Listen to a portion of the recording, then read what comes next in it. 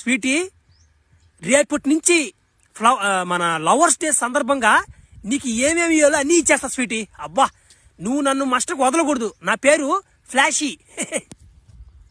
The next day. Sweetie, ఈ రోజు chocolate day కదా, అందుకే నీకోసం 100 రూపాయల డైరీ మిల్క్ తెచ్చా స్వీటీ. తీసుకో స్వీటీ. థ్యాంక్ యూ ఫ్లాషీ, నువ్వంటే నాకు చాలా ఇష్టం. The next day. Wow, teddy bear చాలా బాగుంది. స్వీటీ, ఇదంతా జస్ట్ 1000 రూపాయలు. నీకోసం నా గుండెన కోసి ఇచ్చేస్తా. ఇదొక లెక్క కాదు. The next day.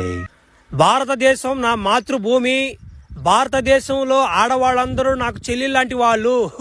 ఈ స్వీటీ తప్ప. స్వీటీ మాత్రం నాకు భార్యతో సమానం. నాకుడే, నువ్వు నాకు మా ఆయనతో సమానం.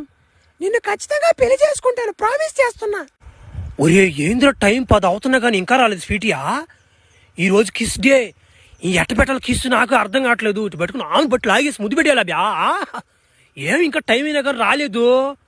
ఈరోజు ఏమైంటదబ్బా? బేబీ, నువ్వు ఈ రోజు రావనుకున్నాను తెలుసా? అబ్బా, నువ్వు కానీ ఈ రోజు రాకుంటే నాకు లేనిపోని డౌట్లే రాబోయాయి. ఎందుకంటే ఒక అమ్మాయి కిస్ డే రోజు రాలేదంటే అది ఏదో సంథింగ్ ఇస్ ఫిషియే.